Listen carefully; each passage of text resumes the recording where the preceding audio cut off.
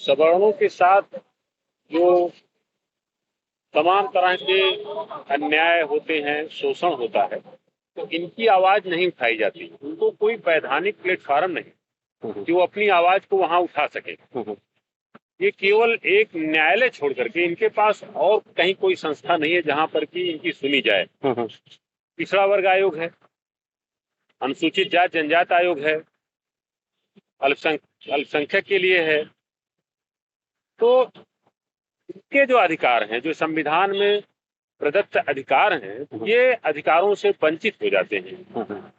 जैसे इनका आरक्षण मिला है 10%, तो उस आरक्षण का संरक्षण कैसे हो। इनके पास जैसे किसी गरीब का प्रमाण पत्र नहीं बन रहा है, अधिकारियों का चक्कर काट रहा है, तो अगर उसके पास वैधानिक संस्था रहेगी तो वहां जाएगा, अधिकारी वहां तलब होगा, तो इसकी बात सुनी जाएगी।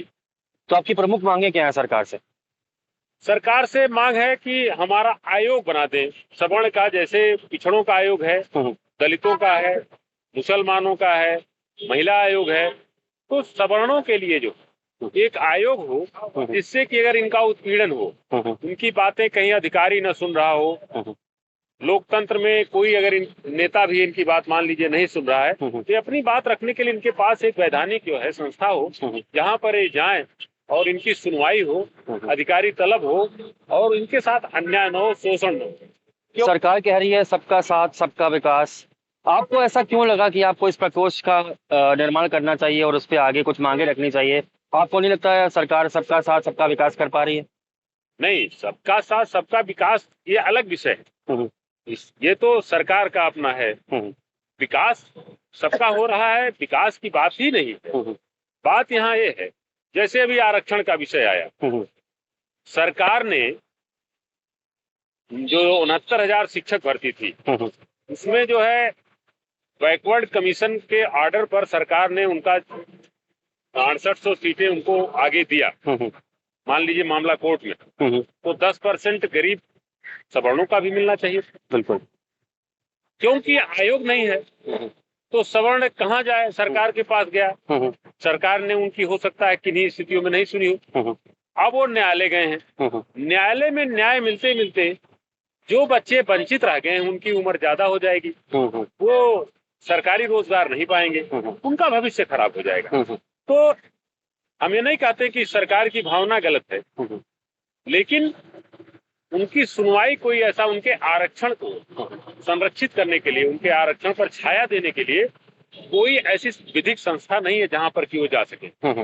तो इसलिए ये आयोग की आवश्यकता है। आयोग से ही समस्या का समाधान होगा। जी।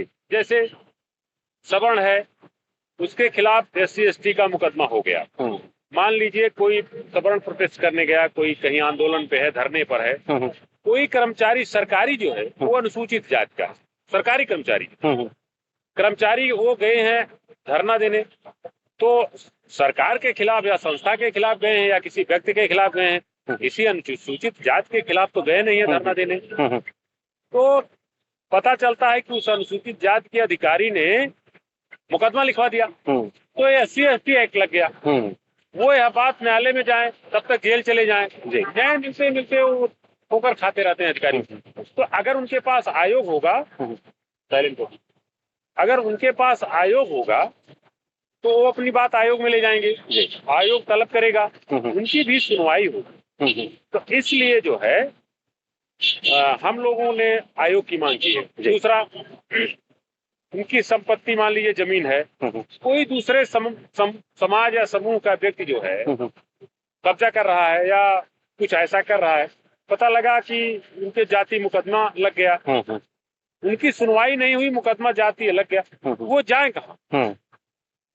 आईओ चार्जशीट लगा दिया, वो जेल चला गया, तो उसकी सुनवाई करने के लिए कोई आयोग नहीं। तो सवर्णों को हमने आजादी की लड़ाई लड़ने में कहीं कोई कसर नहीं छोड़ी। हम कभी जातीय द्वेष नहीं रखते हैं, लेकिन राजनीतिक हित के लिए लोग सवर्णों पर अंगुली उठाते हैं। जिसको भी अपनी राजनीति शुरू करता है, चमकाता, सबसे पहले सवर्णों की तरफ अंगुली उठाता है। हमारे नौजवान कुंठित कि आखिर में पता नहीं 10 पीढ़ी पहले क्या हुआ था, शोषण हुआ था कि नहीं हुआ था, जाति व्यवस्था थी कि नहीं थी, वर्ण व्यवस्था कैसे थी उसमें हमारा कोई योगदान नहीं है, लेकिन पिछले पता नहीं कहे अनकहे इतिहास पर हमारे लोगों पर अंगुली उठाई जाती है। समझिए, आप शब्दों अमर्यादित शब्दों का प्रयोग होता है, एक तरह से गाली दी जाती है। बिल्कुल। तो हमारा नौजवान कुंठित कि आखिर में पिछले इतिहास से हमको क्यों जोड़ा जाता है। मुगलों ने अत्याचार किया होगा, मुसलमानों ने किया होगा, ईसाइयों ने जो आए थे अंग्रेज, उन्होंने अत्याचार किया होगा। वर्णों ने तो कोई अत्याचार नहीं किया, कोई जमीन उनकी नहीं छीनी, राज नहीं छीना। जो आज पिछड़े वर्ग के लोग कहे जाते हैं, लोध का राज था, बासी का राज था, राजभर का राज था, अनुसूचित जात के जो लोग हैं उनके राज थे, मैं जात का नाम नहीं लूंगा। तो सबके तो जो पिछड़े कुर्मी जो है उनका राज था, यादव का राज था। तो उनके राज्य को मुगलों ने छीना, मुसलमानों ने छीना, तुर्कों ने छीना, अंग्रेजों ने किया शोषण। तो सवर्ण की बात कहाँ आती है। तो उस इतिहास में जबरदस्ती सवर्ण को घुसेड़ करके 10 पीढ़ी पहले, 200 साल पहले, 700 साल पहले हमारे ऊपर, नौजवानों पर, जो हम नई पीढ़ी के हैं, हमें उससे कोई लेना देना नहीं।